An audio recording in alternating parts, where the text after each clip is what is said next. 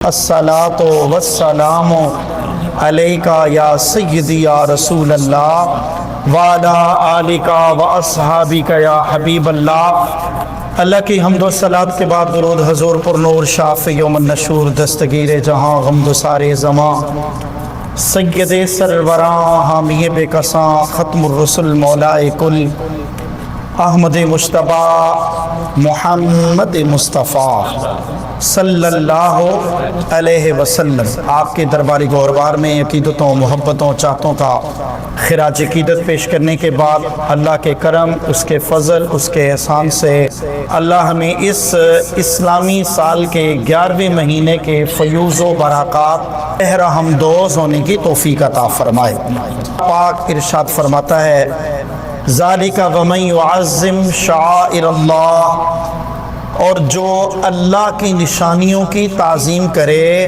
حضرت سیدنا عبداللہ ابن عباس رضی اللہ تعالیٰ عنہ اس آیت کی تفسیر میں فرماتے ہیں مفسرین کے 3 قول ہیں شعائر اللہ کے متعلق۔ شعائر اللہ کا سادہ معنی ہوتا ہے اللہ کی نشانیاں۔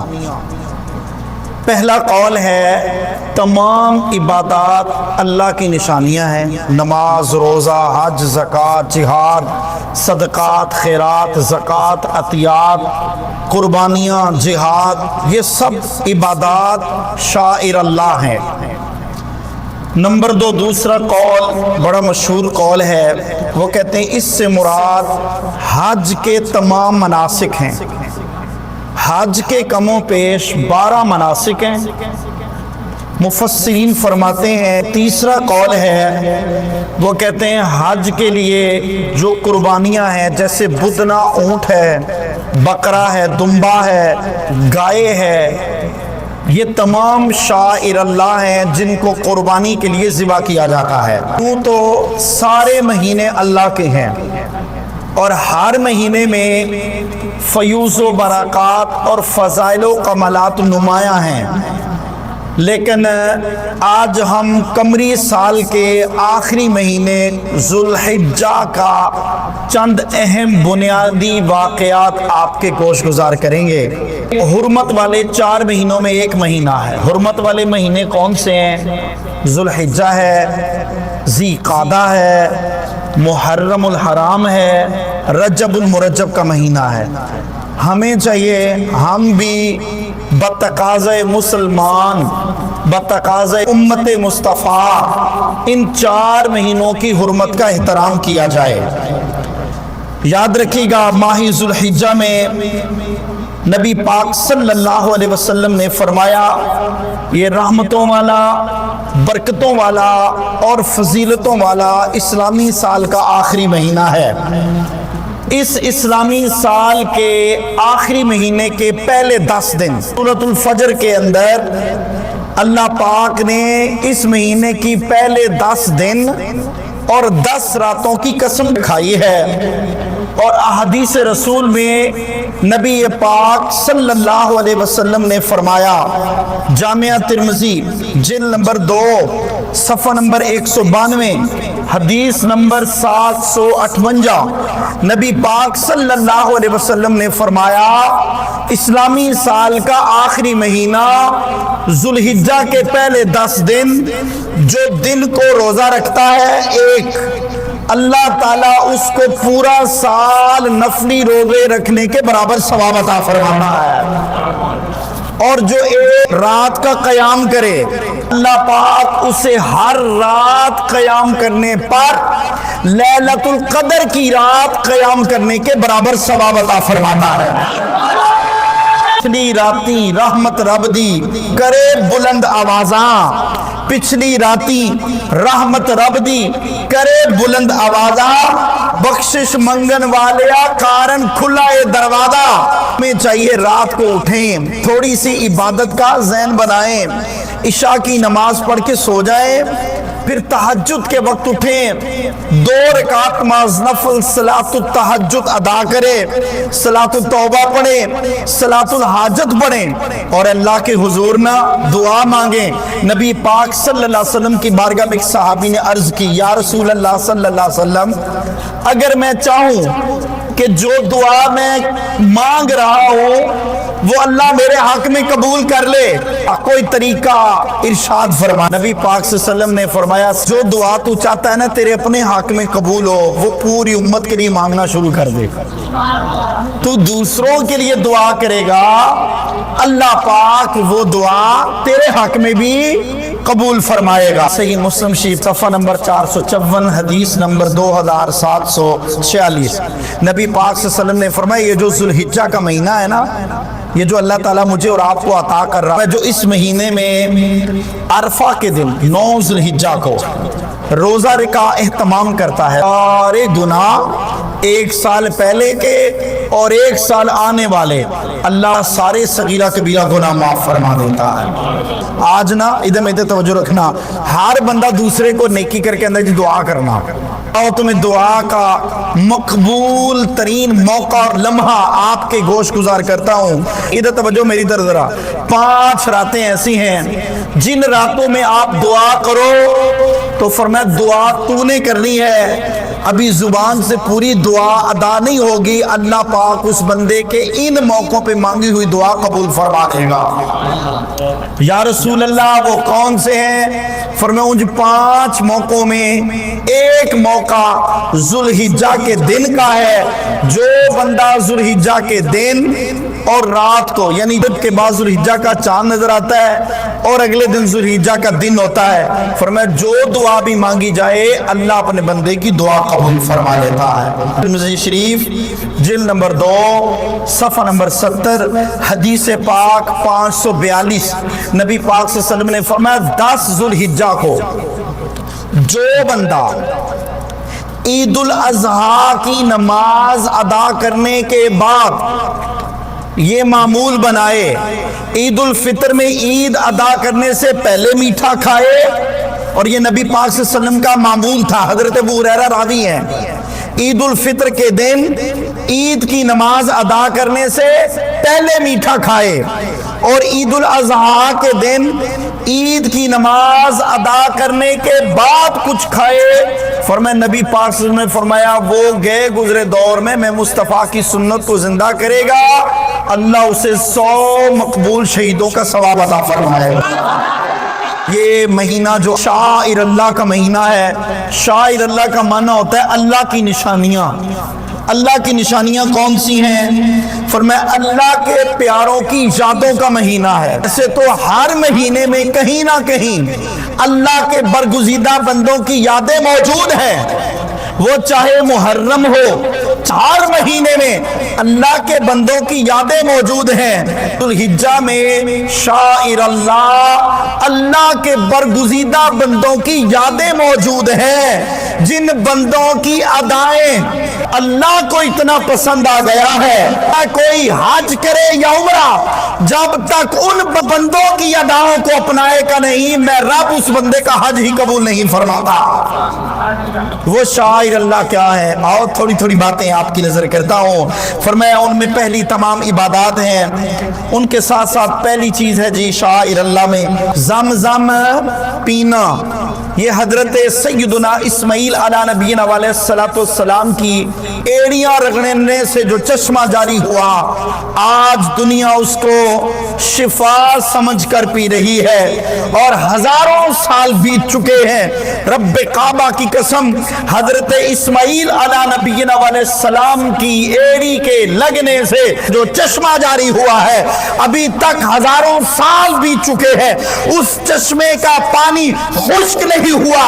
یہ عام نبیوں کی شان ہے، امام الانبیاء، تاجدار حل عطا، سرور ہر دو سرا کی انگشت مبارک سے جاری ہونے والے چشمے اور کنویں کے پانی کی مٹھاس اور شفا کا عالم کیا ہوگا۔ نمبر 2 فرمایا مقام ابراہیم، فرمایا 2 نفل پڑھو بھائی، سارے پڑھتے ہیں، شاعر اللہ ہے۔ طواف کعبہ کرو، شاعر اللہ ہے۔ حجر اسود کو چومو، شاعر اللہ ہے۔ صفا و مروہ کی صحیح کرو، شاعر اللہ ہے۔ فرمایا مزدلفہ عرفات منا کے اندر جا کر قیام کرو، نمازیں پڑھو، کیا ہے؟ فرمایا اللہ فرماتا ہے میرے برگزیدہ بندوں کی یادیں ہیں، ان کی یادوں کو اپناؤ، شاعر اللہ ہے۔ پھر فرمایا جمرات، چھوٹے شیطان، پھر بڑے شیطان، پھر اس سے بڑے شیطان کو کنکریاں مارو، شاعر اللہ ہے۔ حضرت ابراہیم علیہ السلام نے کنکریاں ماری تھی ابلیس کو، فرمایا پھر اسی طرح قربانی کرو، حلق کرواؤ، طواف زیارت کرو۔ یہ وہ ادائیں ہیں جو اللہ کے برگزیدہ نبیوں کی ادائیں ہیں، اللہ تعالیٰ کو یہ ادائیں مقبول اور پسند ہے۔ فرمایا جو ان اداؤں پر عمل کرتا ہے کتنا بھی گناہگار ہو، ایک بار پلٹ کے محبوب کے روضہ اقدس پہ آ جائے، حج بیت اللہ کے لیے آ جائے، کتنا بھی گناہگار ہو، دنیا والے اس سے نفرت کرتے ہوں، ایک بار در پہ آ جائے، اللہ کے حضور شاعر اللہ پر عمل کر لے، فرمایا ہم اس کے گناہ ایسے پاک کر دیں گے جیسے ماں کے پیٹ سے پھر دنیا میں آ گیا ہے۔ یاد رکھی حضرت ابراہیم علیہ نبینا علیہ السلام وہ برگزیدہ نبی ہیں۔ قرآن مجید کے اندر ان کا نام 59 ایک کم 70 مرتبہ اللہ نے قرآن مجید کے اندر بیان فرمایا ہے۔ حضرت ابراہیم علیہ السلام کا ذکر میں پڑھ رہا تھا، قرآن مجید کی کم و بیش 14 سے زائد سورہ مبارکہ کے اندر صراحتاً اور 25 سے زائد سورتوں کے اندر مفہوماً حضرت ابراہیم علیہ نبینا علیہ السلام کا اللہ تعالیٰ نے ذکر خیر فرمایا ہے۔ اور تمام یہودی، تمام عیسائی، تمام عرب کے مشرک جتنے بھی ہیں، فرمایا سب حضرت ابراہیم علیہ نبینا علیہ السلام کا نام ادب، احترام اور تعظیم کے ساتھ لیا کرتے ہیں۔ نبی کریم صلی اللہ علیہ وآلہ وسلم نے اس ماہ ذوالحجہ کے اندر بہت سے اہم اسلامی واقعات رونما ہوئے۔ یاد رکھے گا ذوالحجہ کا ماہ مبارک، یکم ذوالحجہ کو تاریخ کے مطابق حضرت سیدہ فاطمہ الزہرا رضی اللہ تعالی عنہا آپ کا اور حضرت مولا کائنات علی المرتضیٰ شیر خدا کرم اللہ تعالی وجہ کریم کا نکاح اللہ تعالیٰ کے نبی صلی اللہ علیہ وسلم نے ذوالحجہ کے ماہ مبارک میں پڑھایا۔ 8 ذوالحجہ کو یوم تزویہ کہا جاتا ہے، اونٹوں کو پانی پلانے کا دن۔ حاجی اپنے اونٹوں کی قربانی کے لیے پانی پلاتے ہیں، خدمت سیوا کرتے ہیں قربانی کے جانور کی۔ ہمیں بھی چاہیے ہم قربانی کے لیے جب جانور خریدے، اچھا جانور، موٹا دبلا جانور، خوبصورت جانور۔ میں ایک چھوٹی سی بات کرتا ہوں، جس طرح ہر بندہ چاہتا ہے میرا بچہ سونا پیارا ہوئے، ہر ماں چاہتی ہے، پیو تو چاہتا ہوگا، ماں زیادہ چاہتی ہے۔ فرمایا اسی طرح یہ باپ اور بیٹے کی محبت کی ایک داستان ہے جو حضرت ابراہیم اور حضرت اسماعیل علیہ نبینا علیہ السلام نے قربان کی تھی۔ فرمایا آج ہزاروں سال بیت چکے ہیں، زمانہ اس باپ اور بیٹے کی سنت کو زندہ کرتا ہے۔ فرمایا جس طرح تم چاہتے ہو میری اولاد خوبصورت ہو، میری اولاد پیاری ہو، فرمایا جب تم قربان گاہ جاؤ سب سے پیارا جانور تلاش کرو۔ اور آج کل ایک بات عرض کرتا چلوں، سوشل میڈیا کا دور ہے، لوگوں نے نا جیلی 2 نمبر سینگ خود تیار کر کے لگائے ہوئے جانوروں کو، دم کاٹی ہوئی ہے، نقلی دم ساتھ لگائی ہوئی ہے، اٹیچ کی ہوئی ہے۔ جانور کے اندر عیب ہے، وپاریوں نے عیب کو چھپایا ہے، کو خیال کرنا چاہیے۔ نبی پاک کی سنت ہے، اس کی توہین نہیں کرنی۔ مال حرام تو آتا ہی آتا ہے ان لوگوں کی جیبوں میں، ساتھ دین اسلام کے ساتھ ٹھٹھا و مذاق بھی کر رہے ہیں۔ ہمیں چاہیے خوب چھان بین کریں، یہ نہیں کہ 2000 مال سستا بکرا اس کو پکڑ لو، نہیں بھائی، اس سے پوچھو سستا دے رہے ہو کیوں دے رہے ہو بھائی، کیا وجہ ہے؟ فرمایا فربا، دبلا، موٹا، تازہ، پیارا، خوبصورت، اس کا سینگ بھی صحیح ہو، کان بھی نہ کٹا ہو، دم بھی ٹھیک ہو، تھن بھی نہ کٹے ہوں، پاؤں بھی نہ خراب ہوں، صاف ستھرا خوبصورت اونٹ، گائے، بکری، دمبا لے کر آؤ، اللہ کے راستے میں قربان کرو تاکہ مالک ان اداؤں پر راضی ہو جائے۔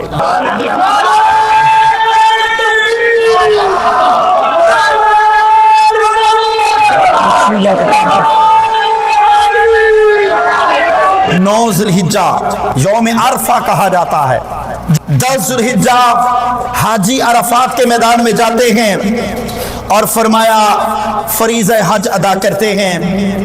10 ذوالحجہ کو یوم النحر کہا جاتا ہے، جانوروں کو قربان گاہ میں لے جا کر خون بہانے کا دن۔ یاد رکھیے گا 12 ذوالحجہ کو حضرت سیدنا مولا کائنات علی المرتضی شیر خدا کرم اللہ تعالی وجہ الکریم اور امام الانبیاء صلی اللہ علیہ وسلم دونوں میں بھائی چارہ قائم ہوا تھا۔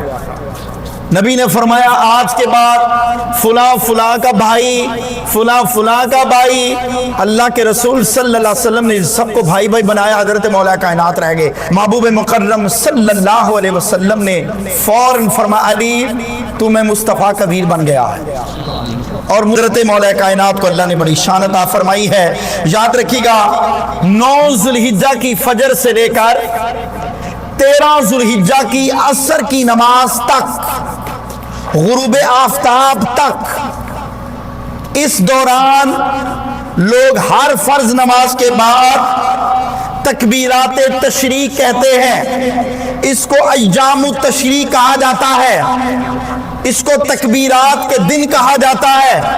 امت مسلمہ جو قربان گاہ میں جانور ذبح نہیں کرتے، جو حج کے لیے حج بیت اللہ کے لیے نہیں جا سکتے، فرمایا وہ حضرت ابراہیم، حضرت اسماعیل اور امام الانبیاء صلی اللہ علیہ وسلم کی اداؤں کو، محبوب کی رسموں کو، محبوب کے طریقوں کو اپناتے رہو۔ فرمایا اللہ مصطفیٰ کی ان اداؤں کو اپنی بارگاہ میں قبول فرما کر اللہ کی بارگاہ میں امید ہے کوئی حج کے لیے بیت اللہ نہیں جا سکتا لیکن مصطفیٰ کی اداؤں کو اپناتا رہے، قیامت کے دن اللہ پاک اسے مقبول حج کرنے کا ثواب عطا فرمائے گا۔ میرے دوستوں، میرے بھائیوں، ہمیں چاہیے ہم ان اداؤں کو اپنائیں۔ اسی طرح 14 ذوالحجہ کو حضرت مولا کائنات علی المرتضی شیر خدا کرم اللہ تعالی وجہ الکریم نے نماز کی حالت میں اپنی انگوٹھی کو صدقہ فرمایا تھا۔ اللہ کو یہ ادا بڑی پسند آئی ہے، نماز کی حالت میں انگوٹھی صدقہ کرنا۔ ایک بار نہ کسی صحابی نے محبوب کی بارگاہ میں عرض کیا یا رسول اللہ صلی اللہ علیہ وسلم، قرآن مجید میں کئی مقامات پر اللہ نے فرمایا سلو، نماز پڑھو، نماز پڑھو۔ یا رسول اللہ ایک بار اللہ قرآن میں فرما دیتا نماز ایسے پڑھو، سارے مسئلے حل ہو جاتے، تو یا رسول اللہ نماز کیسے پڑھیں؟ فرمایا سلو، نماز پڑھو۔ کیسے پڑھیں؟ فرمایا کما رأیتمونی اصلی، جیسے اللہ کا رسول نماز پڑھتا ہے تم اپنی نماز کو، اپنے انداز عبادت کو مصطفیٰ کے طریقے کے مطابق اپنا لو۔ رب کعبہ کی قسم مصطفیٰ کی ادائیں خدا کی عبادت اور نماز بن چکی ہے۔ 27 ذوالحجہ کو ایک دل ہلا دینے والا یزیدی لشکر نے امام حسین کی شہادت کے بعد مدینہ پر حملہ کیا۔ ذوالحجہ کا مہینہ تھا، ذوالحجہ کے مہینے میں محبوب مکرم صلی اللہ علیہ وسلم کا نکاح اپنی زوجہ سیدہ ام حبیبہ رضی اللہ تعالی عنہا وسلام اللہ علیہا آپ کے ساتھ نکاح طے فرمایا۔ اور یاد رکھیے گا ذوالحجہ 2 ہجری میں عید الاضحیٰ کی نماز ادا فرمائی گئی۔ اسی طرح ذوالحجہ کے مہینے میں 9 ہجری میں حج بیت اللہ کے احکام اللہ پاک نے نازل فرمائے۔ یاد رکھیے گا 23 ذوالحجہ کو حضرت سیدنا خلیفہ سوم عثمان ذو النورین رضی اللہ تعالیٰ عنہ آپ جامع شہادت نوش فرما گئے۔ آپ کا جامع شہادت ذوالحجہ کے ماہ مبارک میں تمام کیا جاتا ہے۔ اسی طرح فرما ذوالحجہ میں حضرت عبداللہ بن عباس اور حضرت امام الباقر رضی اللہ تعالیٰ عنہ فرمایا آپ کا یوم وصال ہوا، اور حضرت محدثین میں بڑا نام حضرت امام ابن حجر اسقلانی رحمت اللہ تعالیٰ علیہ اور مفتی اعظم پاکستان حضرت مولانا سید محمد نعیم الدین مراد آبادی مفسر قرآن رحمت اللہ تعالیٰ علیہ ان کا وصال ہوا۔ اللہ ہمیں ذوالحجہ کے ماہ مبارک کا دل سے ادب و احترام کرنے کی توفیق عطا فرما۔ میں مختصراً عرض کر رہا تھا کہ شاعر اللہ کا یہ مہینہ ہے۔ ذوالحجہ کون سا مہینہ ہے؟ شاعر اللہ۔ اور پھر شاعر اللہ میں قرآن مجید کی نظر میں حضرت ابراہیم علیہ نبینا علیہ السلام کی یادوں، ابراہیم علیہ السلام کی زندگی کے چند باتوں کا ذکر خیر برکت کے لیے آپ کے گوش گزار کہتا ہوں۔ اللہ پاک قرآن مجید میں فرماتا ہے ثم اوحینا، پھر ہم نے وحی فرمائی، الیکا آپ کی طرف، ان اتبع ملت ابراہیم حنیفا، محبوبہ اپنی امت کو پیغام دے دو حضرت ابراہیم علیہ نبی علیہ السلام کی اداؤں کو، رسموں کو، طریقوں کو، طرز عمل کو، انداز زندگی کو، آپ کے اسوہ حسنہ کو، آپ کی تعلیمات کو، آپ کے طریقہ کار کو اپناؤ، کیونکہ حضرت ابراہیم علیہ السلام کی تابعداری کرنا عین دین، مقصد دین، حقیقت دین، حیات دین اور حقیقت میں اتباع رب العالمین، رضا اللہ کی رضا اور مصطفیٰ کی رضا ہے۔ اور پھر اللہ پاک نے قرآن مجید فرمایا وَإِذِ ابْتَلَىٰ، ہم نے ابراہیم علیہ السلام کو آزمایا، اس کے رب نے بِقَلِمَاتٍ، چند کلمات سے، فَأَتَمَّهُنَّ، ابراہیم علیہ السلام نے وہ کلمات پورے کر کے دکھا دیے۔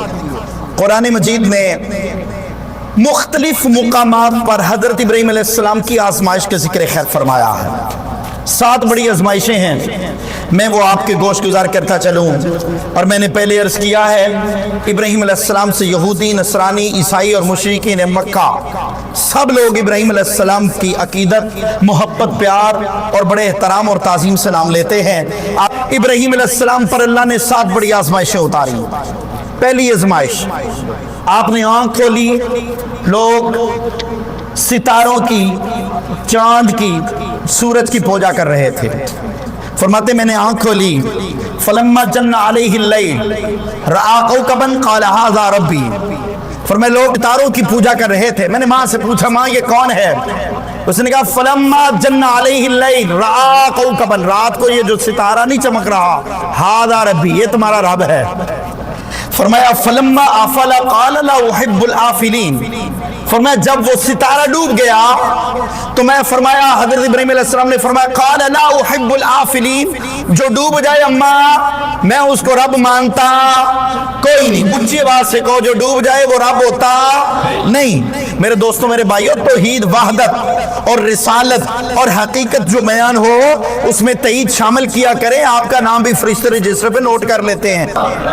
صاحب کہا کرو میرے دوستوں، میرے بھائیوں، فرماتے ہیں اس وقت ستارہ ڈوبا، فلما رأى القمر بازغا قال ھذا ربی، چاند طلوع ہوا، پوچھا ماں رب کون ہے میرا؟ کہا یہ چاند تیرا رب ہے۔ کہا یہ کیسے رب ہے؟ تھوڑی دیر ہوئی چاند ڈوب گیا۔ فرمایا فلما افل قال لا احب، میں اس کو پسند نہیں کرتا جو ڈوب جائے۔ فرمایا دن چڑھا، ماں سے پوچھا ماں اب رب کون ہے؟ فلما رأى الشمس بازغة قال ھذا ربی ھذا اکبر، فرمایا سورج طلوع ہوا، ماں نے کہا یہ دیکھ یہ سب سے بڑا رب ہے۔ حضرت ابراہیم علیہ نبی علیہ السلام نے ماں کو کہا ماں جی آپ کبھی ستارے کو کہتے ہو رب ہے، کبھی چاند کو کہتے ہو، کبھی سورج کو کہتے ہو۔ وَتِلْكَ حُجَّتُنَا آتَيْنَاهَا إِبْرَاهِيمَ عَلَىٰ قَوْمِهِ، حضرت ابراہیم علیہ السلام نے قوم کو مخاطب کر کے کہا قوم میں تم سے مطمئن نہیں ہو رہا، کبھی تم چاند کو، کبھی سورج کو، کبھی ستاروں کو رب کہہ رہے ہو۔ فرمایا یہ سارے معبودان باطل ہیں۔ فرمایا رب وہ ہے جو دن کو ہو یا رات، صبح ہو یا شام، مشرق ہو یا مغرب، تحت سرا ہو یا عرش اولا، رب کعبہ کی قسم اللہ کی الوہیت، اللہ کی ربوبیت، اللہ کی وحدانیت ہر وقت برسرے پیکار ہے۔ وہ نہ سوتا ہے، نہ اونگ آتی ہے، نہ ہو اللہ ہو نور السماوات والارض، اللہ زمین و آسمان کا نور ہے، وہ ہر وقت ہر آن ہر لمحہ ہر جگہ موجود ہے۔ اللہ کی ذات کے لیے سونے جاگنے، کھانے پینے، شادی بیاہ، عیسائیت، یہودیت، نصرانیت کو پیغام دیا ہے۔ حضرت ابراہیم علیہ السلام نے قرآن بیان کر رہا ہے۔ آج ہم بھی دعوت فکر دے رہے ہیں۔ جو لوگ کہتے ہیں عیسیٰ یسوع خداوند کا نعوذ باللہ بیٹا ہے، مریم نعوذ باللہ من ذالک نبی کی بیٹی ہے، اور جتنے بھی ملائک ہیں وہ نبی کی پریاں ہیں. ہم دعوت فکر دے رہے ہیں آؤ دین اسلام کی قربت میں آ جاؤ, دنیا میں بھی سرخرو رہو گے, آخرت میں بھی سرخرو. میں اکثر دوستوں کو کہتا ہوں آپ خوش قسمت ہو, ہندو کو دیکھ لو, ہندو اپنے ماں ماتا کی مورتی کو سجدہ کرتا ہے. اللہ کہتا ہے سوائے میرے کسی آگے سجدہ نہیں کرنا. قل هو اللہ احد وإلہکم الہ واحد لا الہ الا هو الرحمن الرحیم اللہ لا الہ الا هو الحی القیوم. دوسری بات اور مختصر اب بات کرتا ہوں, پر میں دوسری بڑی آزمائش, بڑے ہوئے نمرودی بادشاہ کا مقابلہ ہو گیا. وہ کہتا ہے لم تر الی الذی حاج ابراہیم فی ربہ ان آتاہ اللہ الملک.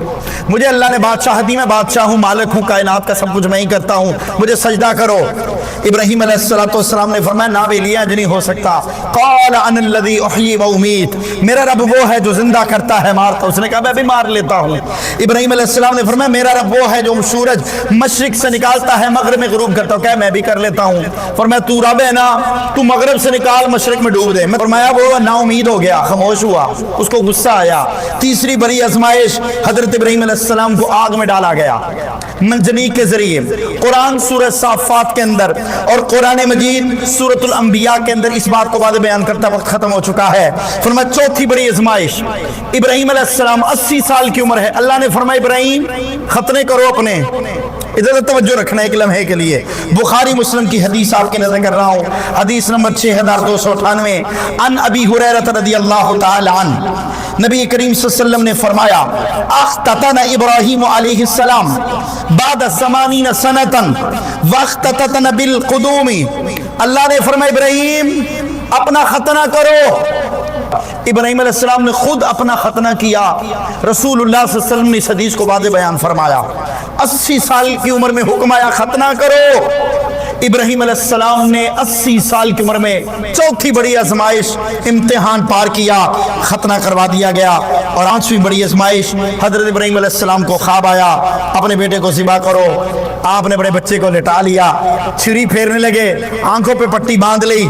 اللہ نے فرمایا جبریل جی رب جلیل کہا جاؤ جنت سے مینڈا لے آؤ. میں ایسا ہوا ہے تاریخ عالم نے دیکھا ہے, حور و غلماں نے دیکھا ہے, کئی ہزار سال سے انسانیت کا وجود چل رہا ہے, کبھی ایسا نہیں ہوا باپ اپنے بیٹے کو خود اپنے ہاتھ سے ذبح کر رہا ہو. ذبح کرنے لگے, شیطان بڑا, اس نے کہا ابراہیم علیہ السلام یہ خواب ہے, فقط خواب. پتھر مارے, واپس پلٹا دیا. اللہ کو ادائیں پسند آئی, فرمایا حج کرنے جاؤ, میرے ابراہیم کی اداؤں کو اپناؤ. جو نہیں اپنائے گا, جو ابراہیم کی ادا کو رسم کو نہیں اپنائے گا, رب اس کا حاجی قبول نہیں فرمائے گا. اس لیے فرمایا پتھر مارے, پلٹا دیا. بچے کو ذبح کرنے کے لیے چھری چلائی, چھری نہیں چلی, پتھر پہ مارا. دوبارہ ذبح کیا, ذبح ہو گیا. پٹی ہٹائی تو دیکھا جنت سے تازہ مینڈا ذبح ہو چکا ہے. ابراہیم علیہ السلام تکبیرات پڑھ رہے ہیں. فرمایا چھٹی بڑی آزمائش, اللہ نے فرمایا ابراہیم علیہ السلام اپنی بیوی کو سیدہ ہاجرہ سلام اللہ علیہ لے لو, ساتھ بچہ لے لو, کم سے چھوٹا سا, جاؤ بے آب و گیا وادی میں چھوڑ آؤ. قرآن نے منظر کشی بیان کی ہے. فآمن لہ لوط, فرمایا حضرت ابراہیم علیہ السلام چھوڑ آئے. وقال انی مہاجر الی ربی سیہدین, حضرت ابراہیم علیہ السلام کو فرمایا چھوڑ آؤ, ہجرت کرو. حضرت لوط کو لو ساتھ, اپنی بیوی حضرت سارہ کو لو, عراق سے نکلو اور شام پھر فلسطین کی طرف روانہ ہو جاؤ. میرے بھائیوں, میرے دوستوں, میرے بزرگوں, کہ 7 بڑے آزمائشیں ہیں. امت کو پیغام دیا جا رہا ہے تمہارے اوپر آزمائشیں, گھبرانا نہیں. پریشانی ہو اللہ کی طرف آ جاؤ. اللہ چاہتا ہے بندے میری بارگاہ میں سجدہ ریز رہے, بندہ میری بارگاہ میں مناجات کرتا رہے, بندہ میری بارگاہ میں آ کے سر جھکاتا رہے. اللہ اپنے بندے کے, اور یاد رکھنا دنیا کے بڑے بڑے لوگوں کے پاس, سکے بہن برا شریکہ داری ویروں کسی رشتہ دار کے پاس چلے جاؤ, ایک سے دوسری بار جاؤ کہ بھائی جاؤ یار, ہر بار یہاں آ جاندے ہو. اللہ فرماتا ہے میں بادشاہ ہوں, میرے پاس آؤ. ایک بار جو آیا ہے پھر پلٹ کے آئے میں اور خوش ہوں گا, پھر پلٹ کے آئے میں اور خوش ہوں گا. فرمایا 70 بار بھی میری بارگاہ میں آئے, ہر بار اپنی رحمت کا, کرم کا, فضل کا دروازہ نیا کھولتا رہوں گا.